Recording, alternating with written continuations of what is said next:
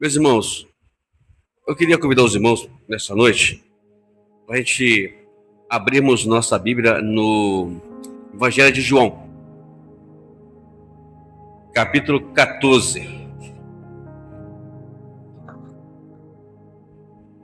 Evangelho de João, capítulo 14.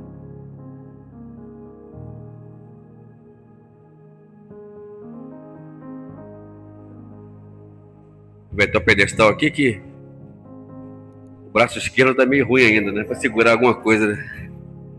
Vai ter que ficar.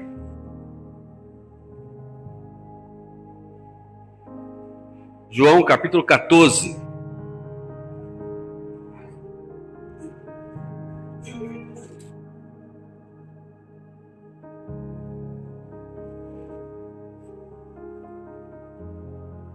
Amém, irmãos?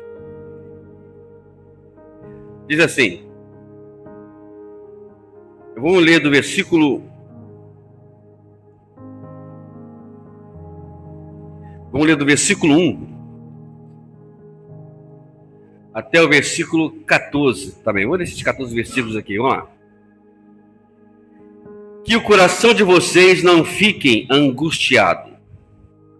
Vocês creem em Deus, creio também em mim.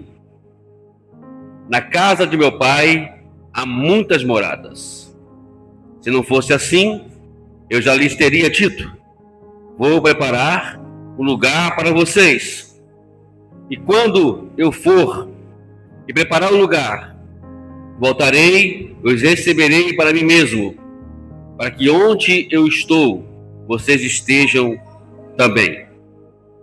E vocês conhecem o caminho para onde eu vou.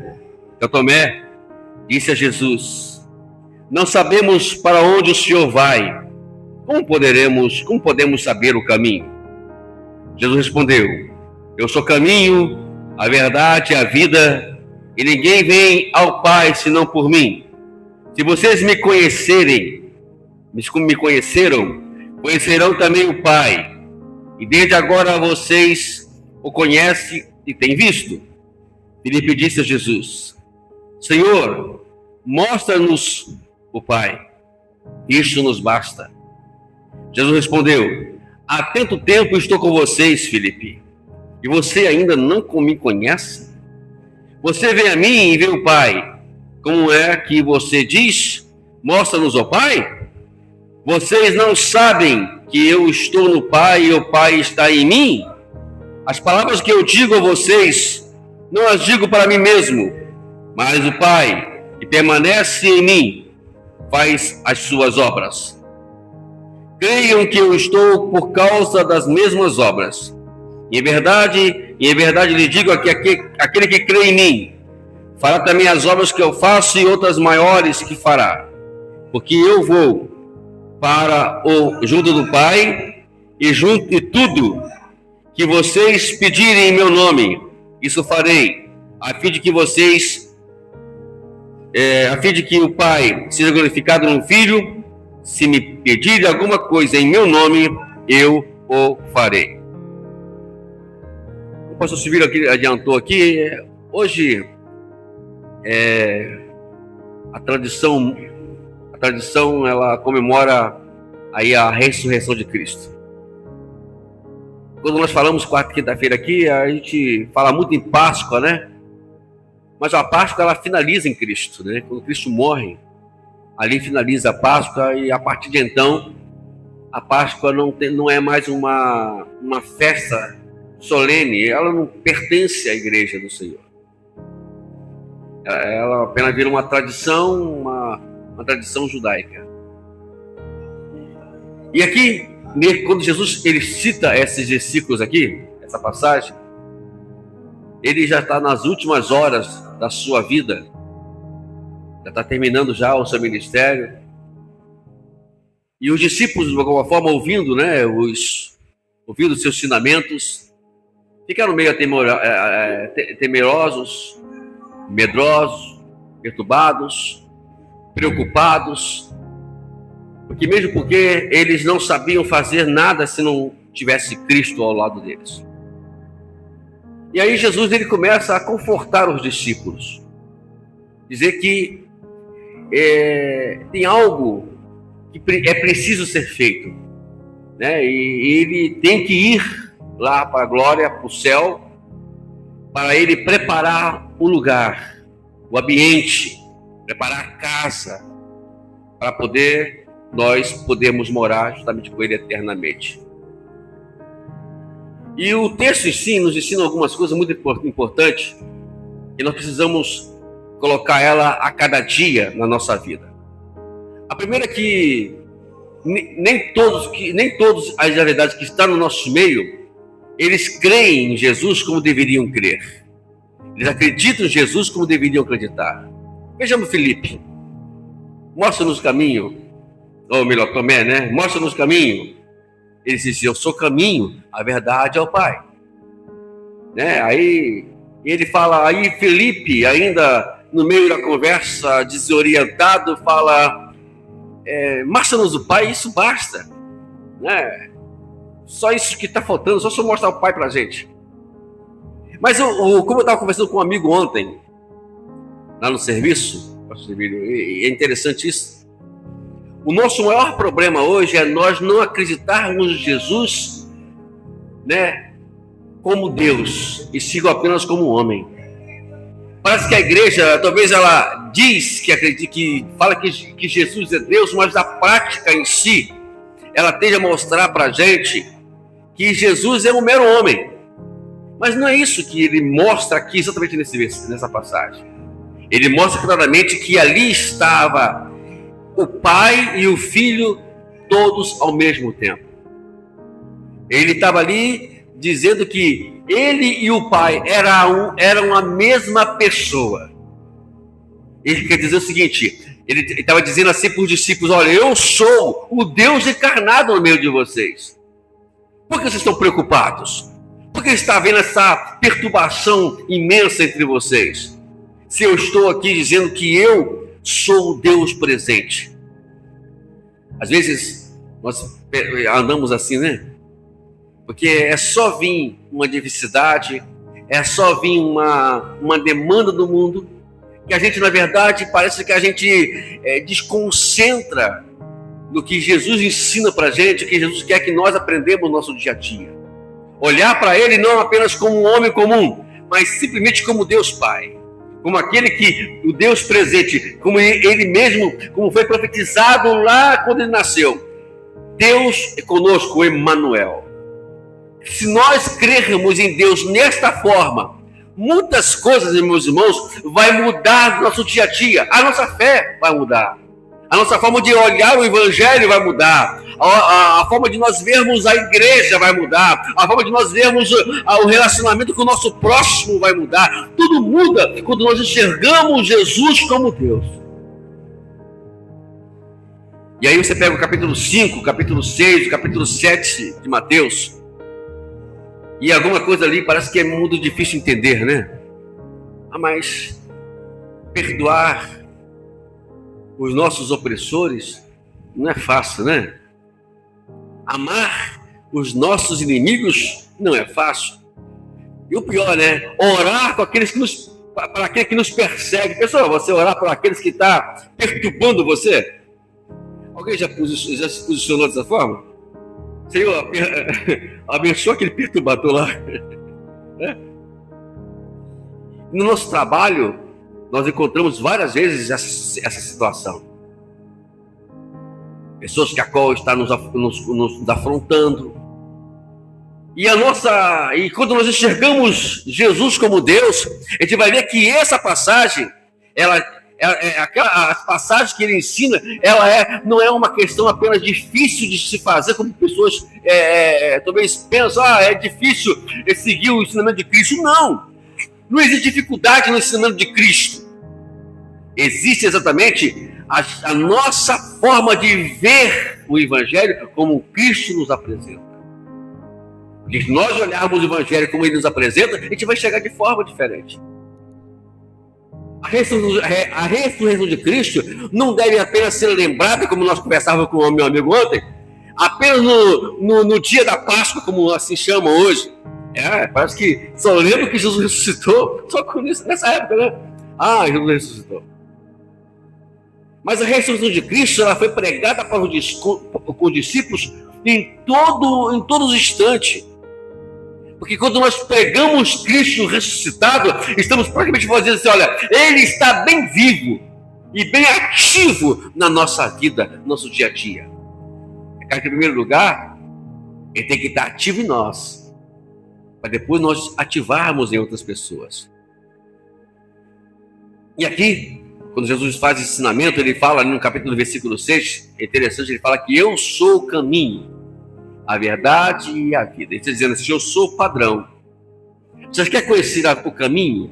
Vocês querem conhecer a verdade? Querem conhecer a vida? Então eu sou esse padrão. O grande mistério da encarnação de Deus sobre essa terra, na vida de Jesus, foi exatamente mostrar para a gente como nós devemos seguir o caminho de Deus. É seguirmos o exemplo de Cristo. É dizer, seguirmos ali o modelo que Ele deixou para a gente. Porque o mesmo modelo que deixou no dia a dia vai ser o mesmo modelo que nós vamos ter também na ressurreição. Aquele corpo que Ele apresenta ali para os discípulos, para as mulheres, para os discípulos após ali o terceiro dia, é o mesmo corpo que Ele dará a todos nós que crermos nele. Interessante isso. Então precisamos acreditar nele dessa forma. Paulo, ele usa um capítulo inteiro para falar da ressurreição de Cristo. Capítulo inteiro. Sempre aconselho os irmãos a lerem esse capítulo 15 de 1 Coríntios.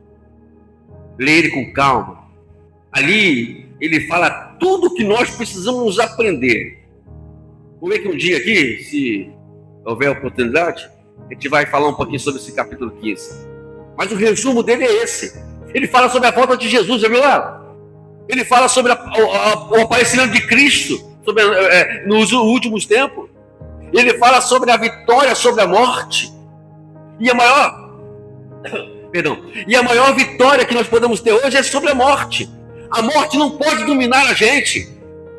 E a ressurreição de Cristo, ela apresenta isso. A morte não pode ter poder sobre a gente. Fala, você não tem medo da morte não? Não, Deus me livre de morrer, né? O crente, o homem, a mulher, quando ele vive a essência do que Jesus está ensinando no capítulo 14 aqui, de João, ele vai entender que a morte não tem poder sobre ele. Paulo falou, ele desafia a morte, porque o nosso último inimigo, como ele descreve muito bem lá, será a morte. Enquanto estamos em vida, estamos aí lutando contra esse inimigo. Porque aí a minha pergunta, mas por que a morte é um inimigo? Boa pergunta essa, né? Você está falando legal, que alguém levanta o dedo, pastor, por favor, por que a morte é o nosso maior inimigo? Porque a morte é ela que vai fazer o traslado para a vida eterna. Seja ela no céu ou seja ela no inferno. Então, quando estivermos vivos, nós temos que lutar contra a morte. E quando ela chegar, ela não vem nos levar para o inferno, mas nos levar para a glória juntamente com o nosso Pai. E é isso que Jesus fez. Olha, não perturbe vossos corações. Vamos usar a linguagem que eu aprendi na corrigida. Não turbe vosso coração, crede em Deus, crede também em mim. Na casa do meu pai é muito amorado. Gente, vocês têm que aprender a crer em mim, vão parar de ficar aí com medo das coisas. Eu vou para o Pai preparar lugar para vocês. Creia a cada momento. Aí se você for seguir o capítulo 14 mais à frente, o capítulo 16, você vê que Jesus fala sobre o Espírito Santo, fala que ele vai enviar o Consolador. Eu vou ter que ir para lá. Eu estou físico, eu sou o Deus físico desta terra, aqui na terra. Mas eu vou mandar o Espírito Santo, aquele que vai estar em qualquer lugar, muito melhor ainda, estará dentro de você, falando com você, agindo em você, trabalhando em você, com 24 horas. Vou enviar ele para vocês. Ele será o Consolador. Ele vai ensinar vocês. Ele vai guiar vocês. Ele vai consolar vocês. Fiquem tranquilos, porque enquanto Ele estiver com vocês nessa terra, nada, nem a morte, nem qualquer coisa possível pode turmentar você. Aí vem a outra pergunta. Por que o crente fica atormentado? Porque nós não olhamos para Jesus como deveríamos olhar. Tem uma passagem bíblica. Hebreus, capítulo 12, versículo 2, acho que todo mundo aqui deve conhecer e lembrar dessa passagem. Olhando para Jesus, que é o autor e consumador da nossa fé. Se não for verificar esse versículo, ou melhor, o contexto do livro de Hebreus, o livro de Hebreus foi escrito a base de 66 a 70 depois de Cristo. Coincide justamente na época que o general Tito invadiu Jerusalém, como foi até mesmo profetizado por Jesus, e muitos judeus morreram naquela época. A igreja foi perseguida de uma forma poderosa. Inclusive, a carta aos Hebreus, segundo nos informaram, ela foi encontrada no meio da estrada, da estrada. E até hoje não se cogita quem possa ser o escritor de Hebreus, mas na verdade nós não vamos nos ousar a dizer quem seja ele, que a Bíblia não apresenta, né? Aqui não diz quem foi o autor que escreveu a carta aos Hebreus. Uns diz que foi Paulo pela forma que foi escrita, pela forma que foi elaborada, tal. Outros diz que foi Pedro, e assim por diante. Um diz que foi Apolo. Enfim, não vamos discutir sobre isso. Mas o importante é que essa carta foi encontrada numa hora muito ruim. Foi escrita porque a intenção do escritor aqui era justamente consolar a igreja no momento difícil que estava passando naquele momento. Se você for ler o capítulo 10 de Hebreus, ali no finalzinho, a partir do 30 e pouco, ele fala assim, espere mais um pouco de tempo. O que há de vir irá e não tardará. A alma que recuar, eu não terei prazer nela. Isto é, aguente a barra. Creia em Deus. Creia e olhe para Jesus, que é o autor e consumador da nossa fé. Eu não quero fazer aqui uma comparação pejorativa. Não vamos entender dessa forma, por favor. Entender que eu sou pejorativo fazer uma comparação como essa. Mas vamos dizer, como é que você consegue andar com um cavalo numa estrada? Alguém consegue? Sem ele distrair? Alguém sabe dizer como é que é? O cavalo está numa estrada via urbana.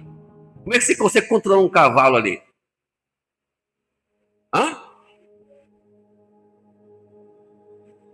Ele não pode olhar para os lados. Porque se ele olhar para os lados, ele vai se desesperar. Perdoe a comparação, não tem nada a ver com isso, a ver com vocês não, tá bom? Estou dando um exemplo que quando nós olhamos para Jesus, nada vai nos incomodar. Porque existe incômodo na igreja hoje. Porque existe incômodo ali ou incômodo ali, acá. Por quê? Porque a gente, na verdade, se deixa levar pelo aquilo que está do lado. Se deixa dispersar pelas coisas. Se nós nos focarmos em Cristo. Olha o que Paulo falou em as cartas de Filipenses. Não, olhando... eu vou ler, irmãos, eu esqueci. Filipenses capítulo 3. Bota aí o pastor Felipe para mim, por favor. Filipenses capítulo 3, verso 13. Isso. Vamos lá. Olha só o versículo 13 que ele fala. Irmãos, penso que eu mesmo já tenha alcançado. Mas uma coisa faço. Esquecendo-me das coisas que ficaram para trás. E avançando para a questão... Não passa agora não. Para as que estão diante de mim. O que ele fala? Esqueça o que foi passado.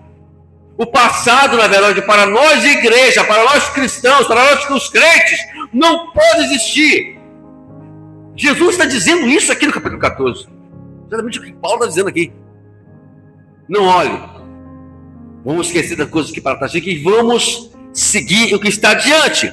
Agora, peraí, pastor. O que está diante de nós? Agora sim. Prossigo para o alvo, a fim de ganhar o prêmio do chamado celestial de Cristo Jesus. Cristo Jesus. O nosso alvo tem que ser sempre Cristo. Quando nós saímos do alvo, é onde nós pecamos, onde nós erramos. A palavra no original pecado é justamente isso, não é? Errar o alvo. Nós erramos o alvo. E quando nós erramos o alvo, qualquer coisa que está ao nosso lado vai nos dispersar, vai nos incomodar, vai nos irritar.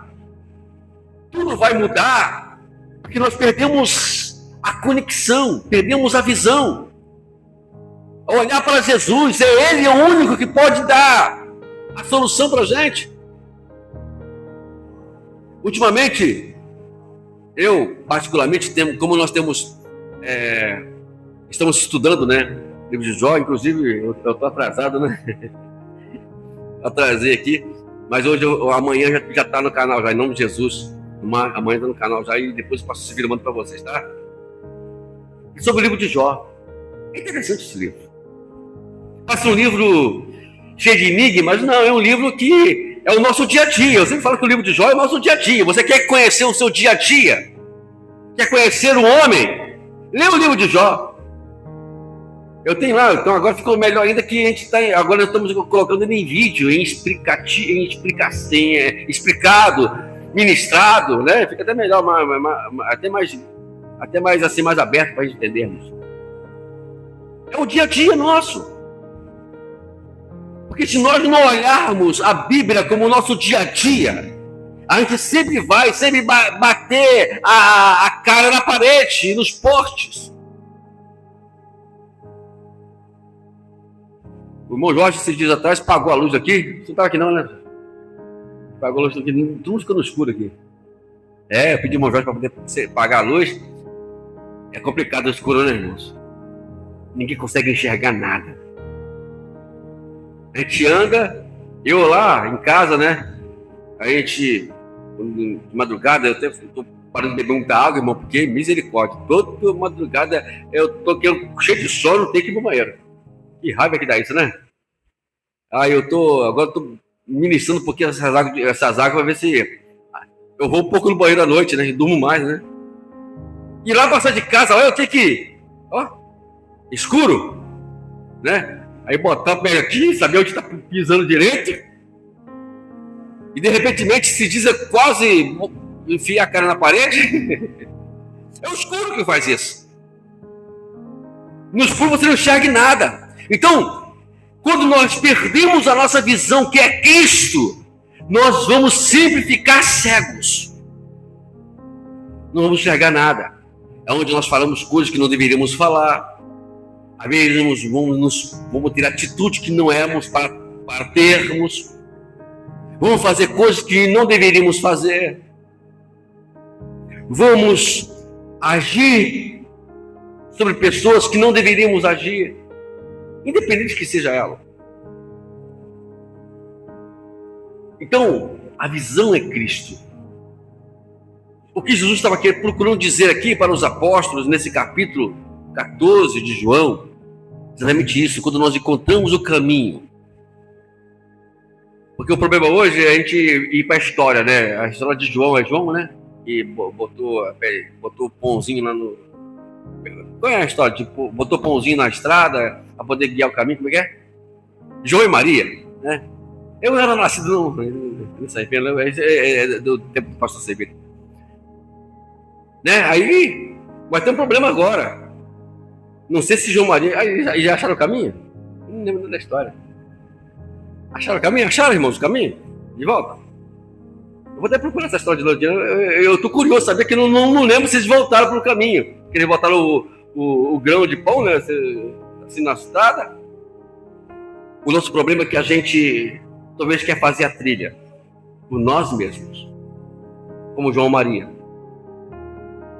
Aí vem Satanás, que é o símbolo das aves, que é até ensinado por Jesus no capítulo 13 de Mateus, sobre aquele que ouve a palavra, mas deixa cair pelo caminho, as aves do céu vêm e a comem, a semente. E aí, a gente até procura, eu vou trilhar aqui, né? Eu vou colocar essas sementes aqui para que eu não veja. Quando eu voltar, eu venha saber qual é o caminho. Mas só que as aves, que é simbolizada por Satanás e os seus agentes, elas roubam, elas comem a semente. E quando nós chegamos a um determinado lugar, a gente acaba querendo voltar, mas como é que volta? Porque o caminho já não existe. Eu não tenho mais a fonte da trilha. Eu não conheço um caminho de volta. Por isso que Jesus tem que ser visto em nós como o caminho, o modelo para seguirmos o seu caminho. A gente estava conversando com o evangelista Aguinaldo, nosso OpaCast lá, justamente sobre isso. Quando nós queremos nos voltar para que o homem fala, ou somente que o homem fala, e fechamos as nossas Bíblias, estamos permitindo que ele nos manipule com palavras. Mas quando você abre a Bíblia e compara o que o homem está falando, nós não mais seremos manipulados. Por quê? Porque estamos comparando a mensagem do homem com aquilo que Cristo nos ensinou. Isso é importante. Assim faziam os bereanos. Não turbe vossos corações. Crede em Deus. Porque para onde Jesus foi e onde Ele está, há muito lugar para a gente. A ideia louca aí que fala que não há lugar mais para o céu, tem muito lugar para lá. Jesus quer que todos, o interesse de Deus, quando Ele fala de inferno na Bíblia, não é para nos amedrontar. Ele fala para poder nos despertar. E Ele diz uma coisa bem clara para a gente: o diabo foi feito para o diabo e os seus anjos. Ele não diz que o inferno foi para nós. O inferno no original, que eu esqueci agora o nome lá do original, esqueci mesmo, mas significa lixo. É o lugar para onde vai os lixos. E Deus não nos chamou para sermos lixos. Deus nos chamou para sermos filho da glória de Deus. Somos a imagem de Deus, irmãos. Jesus não veio a esta terra, ou melhor, Deus não veio a esta terra, como nós aprendemos aqui, se encarnando na pessoa de Jesus apenas para poder falar algum ensinamento. Ele veio para poder justamente nos livrar das garras de Satanás. Eu gosto muito de citar o capítulo 7, o capítulo 8 de Romanos. Dois capítulos que não podem ser lidos separadamente. Lê o capítulo 7 de Romanos. Você vai entender ali a ação humana. O que o homem é capaz de fazer? Nada. Só errar. Ali Paulo apresenta o homem como esse princípio. Ele só sabe errar. No capítulo 8, ele apresenta um homem que agora acerta tudo. Mas por que o homem acerta tudo? Porque ele agora está firmado, ele está vivendo em função de Cristo, orientado pelo Espírito Santo. Ele agora está vivendo a visão de Cristo. E quando ele vive a visão de Cristo, tudo se torna novo. Sabe o que Paulo disse em 2 Coríntios 5,17? Vamos lá, pastor oficial, me ajuda aí. Você vira aí. 2 Coríntios, capítulo 5, versículo 17. Portanto, se alguém está em Cristo, é nova criatura. As coisas antigas já passaram e eis que fizeram novas. Isso quer dizer o seguinte: olha, a mente de vocês tem que morrer, o pensamento de vocês tem que morrer, a vida de vocês anterior tem que morrer, porque tudo tem que ser novo hoje. Viver uma nova vida, uma nova forma de pensar. E aí Paulo nos orienta em Romanos capítulo 12, versículo 1 e 2. Vamos lá de novo? A você está pensando, ele me dá trabalho hoje, né? Mas foi ele que me ensinou isso, mas não faz esse negócio não. Ele me ensinou agora ele vai ter que... Né? Olha o que Paulo fala, no versículo 1. Portanto, irmãos, peço-vos pela misericórdia de Deus que ofereçam o seu corpo como sacrifício vivo, santo, agradável a Deus, e esse é o culto racional de vocês. O que é uma coisa racional? Uma coisa bem pensada. Eu estou ciente do que eu estou fazendo. É esse sacrifício que Deus quer que nós façamos hoje.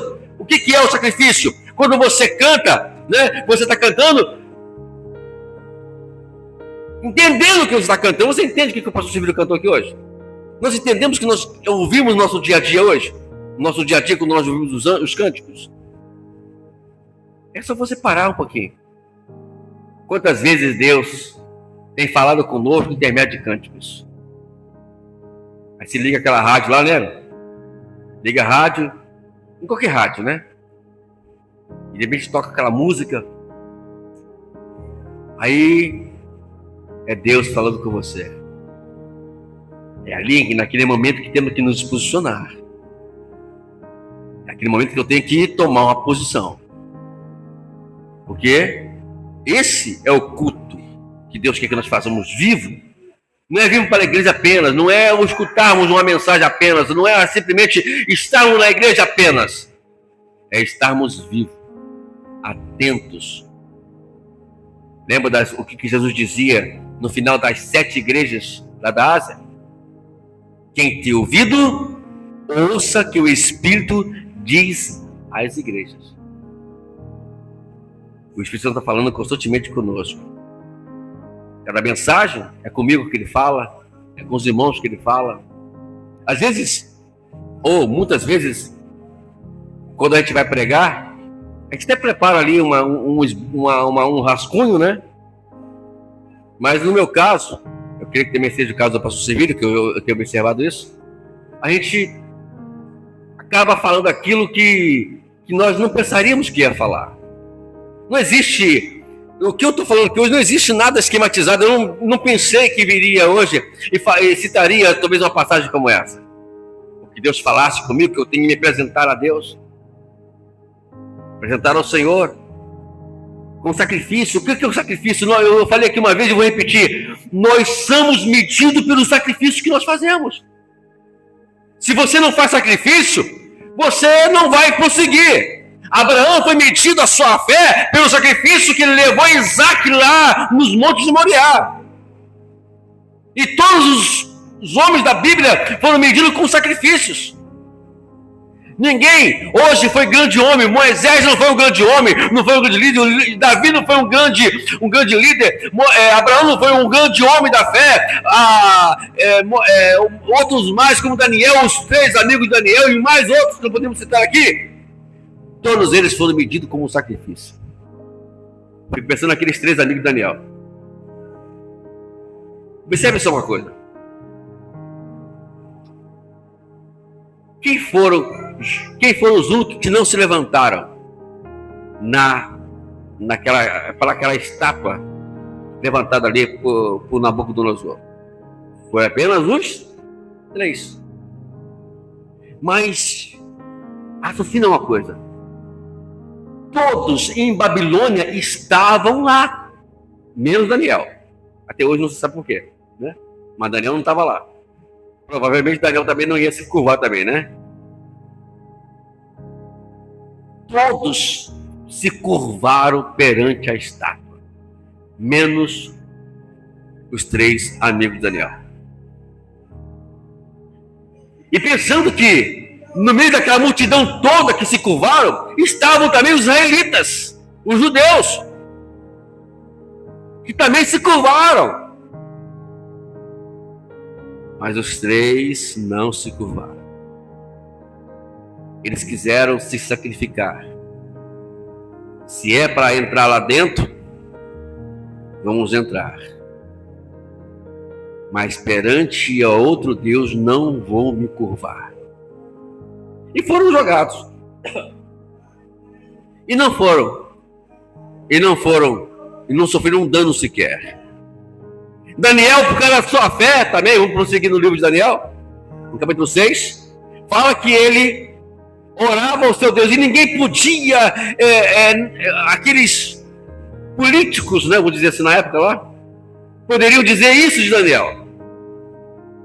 Aí